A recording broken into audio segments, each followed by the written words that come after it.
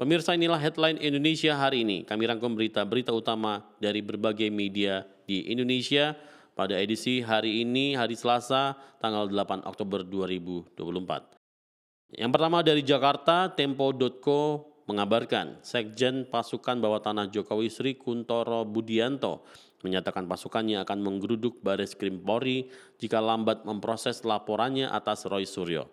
Sebelumnya Roy dilaporkan karena menyebut akun Fufufafa 99% dipastikan milik Gibran Rakabuming Raka. Budi mengaku laporannya sudah sampai dalam tahap penyidikan, namun ia belum mendapatkan jadwal terkait dengan pemanggilan kepada terlapor, dalam hal ini Roy Suryo. Ia menyebut sudah mendorong Bareskrim agar segera memanggil dan menindaklanjuti laporannya sebelum pasukan Pasbata daerah mendatangi Bareskrim Polri.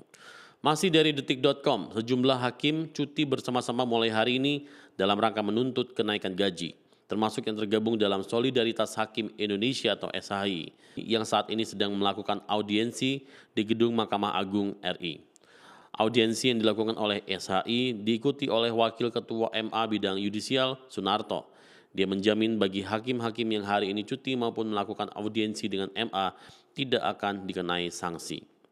Jangan khawatir akan ada malapetaka ketika saudara-saudara adikku melakukan tindakan atau perbuatan seperti ini. Tidak bakal Mahkamah Agung memberikan sanksi apapun, saya jamin.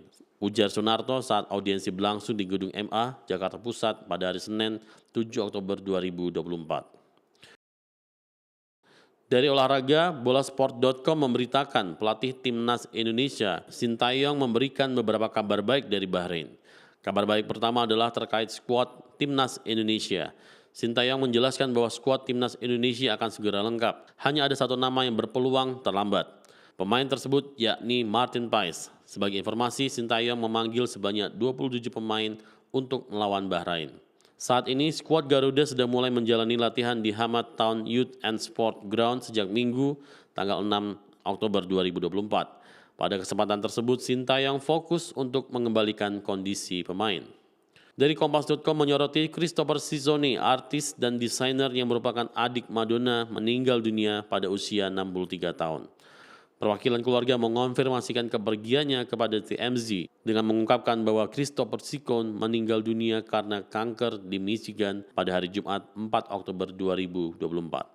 Christopher Sizoni telah bekerjasama erat dengan saudara perempuannya di awal karirnya, menjabat sebagai direktur seni pada Blonde Ambition World Tour miliknya pada tahun 1990 dan sebagai direktur tour pada Tour de Girly Show tahun 1993.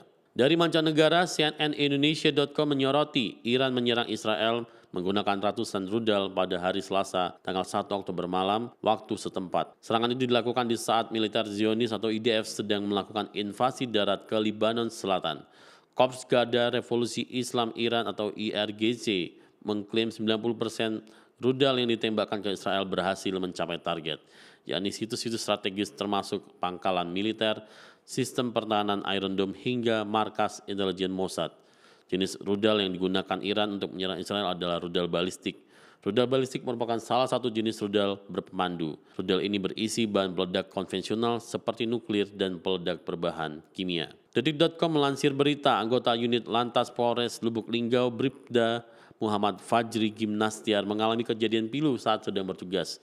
Ia menangani korban tewas kecelakaan yang ternyata ayahnya sendiri. Peristiwa memilukan ini bermula saat Bribda Fajri sedang piket malam pada hari Kamis 3 Oktober.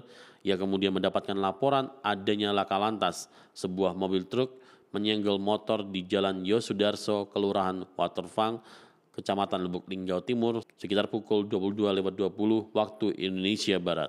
Bribda Fajri bersama rekannya bergegas menuju ke lokasi kejadian untuk melakukan proses pengamanan. Tiba di lokasi, unit lantas pun langsung melakukan evakuasi terhadap korban yang sudah tidak bernyawa akibat terlindas truk. Masih dari detik.com, sebanyak 23 penumpang tewas dalam insiden kebakaran bus sekolah yang terjadi di Thailand. Kecelakaan ini disebut-sebut menjadi salah satu kecelakaan lalu lintas terburuk di Asia Tenggara. Lantas apa yang menyebabkan peristiwa itu terjadi? Mengutip laman channel News Asia, bus maut itu mengangkut setidaknya 6 guru dan 39 siswa SD dan SMP yang hendak melakukan karya wisata.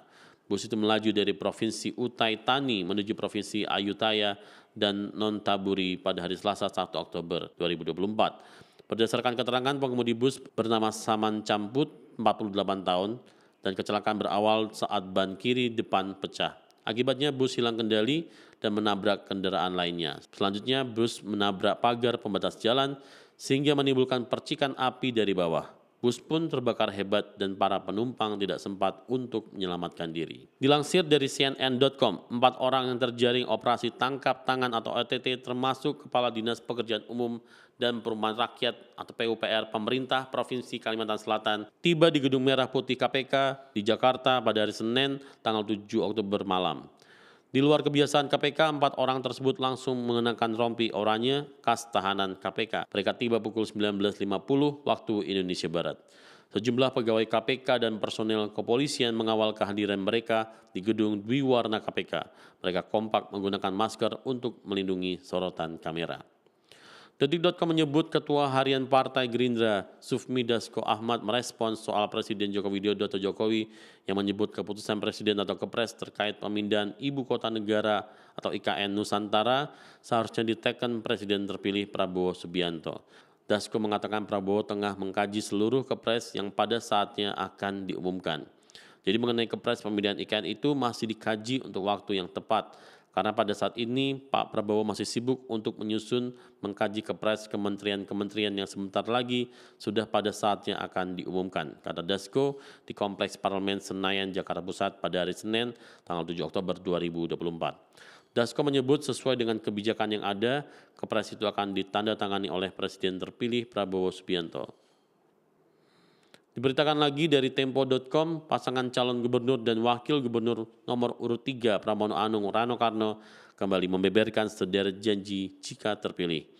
Kalau itu disampaikan pada debat Pilkada Jakarta 2024 yang berlangsung di Jakarta International Expo pada Ahad malam 6 Oktober 2024. Dalam acara debat bertema Transformasi Jakarta menjadi Kota Global itu, kandidat usungan Partai Demokrasi Indonesia Perjuangan atau PDIP ini menaruh perhatian antara lain di bidang lapangan kerja, pendidikan, kesehatan mental, hingga fasilitas untuk kaum disabilitas. Pemirsa, itulah headline Indonesia hari ini.